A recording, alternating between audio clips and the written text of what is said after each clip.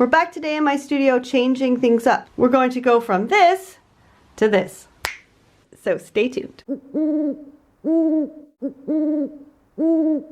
Hello and welcome back to my channel. So I've been doing a series here where I'm going through my room and I'm konmaring things and making things work better for me, because it's super important not only for your space to spark joy, but also the process of how you create. So for me, for example, these two desks have back to back were working well for me when we first moved in, because I would come in here and I would scrapbook, and I would stand here and I would scrapbook and have all my scrappy things. But then I started YouTube and I film over there on that messy desk. I moved everything so that we can move these desks. I cleared it off. It's never this clear. And I had it here so that I could look outside when I scrapbooked. But now I don't scrapbook as much, and I started YouTube. So I'm scrapbooking and planning over on that desk so I can film most times at the same time. So what would be ideal is to switch these two desks so that the computer, when I'm at the computer, I can look outside.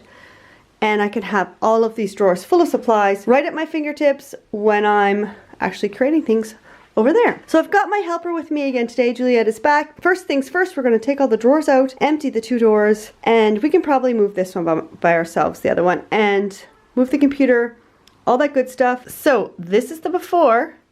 Let's go. So if you are unhappy with your creative space, then ask yourselves these questions. Are your most used supplies and tools in easy reach while you are creating? What are you constantly getting up to go get? What annoys you while you create? What do you wish was different? What used to work but just isn't working for you anymore? And last, if you could design your absolute dream room, what would it look like? Where would everything be? What kind of furniture would you have? What would the colors be? Just go crazy and dream. So if you aren't happy with your creative process, if you really want to change something, take a few minutes and answer these questions. And there's a free worksheet. I'll put a link in the description below. And on that sheet is all the questions, plus a few steps that you can start taking right now to make your space work better for you when you are creating. So once you've answered these questions, I want you to brainstorm different ways that you can change your space to make it spark more joy when you are creating. And the first thing I want you to do is to pick the easiest one on that list and just do it right now. Next, I want you to pick the one that will make the most impact on the way you create, and I want you to make plans to change that, to do that thing. It could take a week, it could take a month, but just make the plans right now so that it will get done in the future. Now, you don't have to have a dedicated room like I do to be able to make changes to the way you create.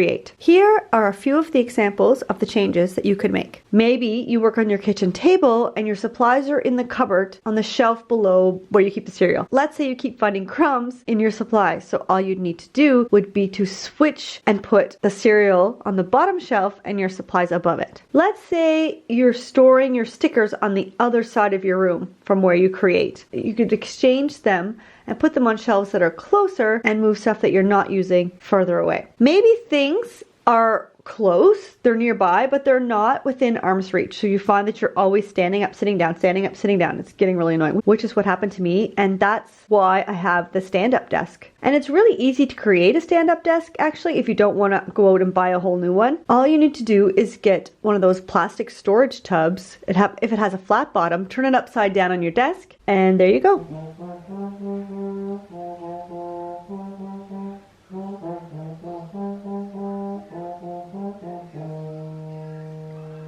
There's all this stuff. Now this came out of the doors, the cabinets of my big desk, and I'm going to go through these things as I put them back, so I'm not keeping stuff that I don't want, I don't need. I'm going to do the declutter as I put things back. So we are all done, and this is what it looks like. I am so impressed by how much more room there is in this space. Like, look at all this floor room that I really didn't have before. I ended up pushing everything closer to the window, and so that's why there's more room here than when I had the standing desk on this side. And that's because when I was over here, don't mind the mess, there's still a few piles and things that need to be done, but we're getting there. So when I was over here and I had put it in the same place where the other desk was, it was really far. So now you can see there's not much room between the desk and like my filming table. So I just moved this guy a little bit closer so it was more easy to access.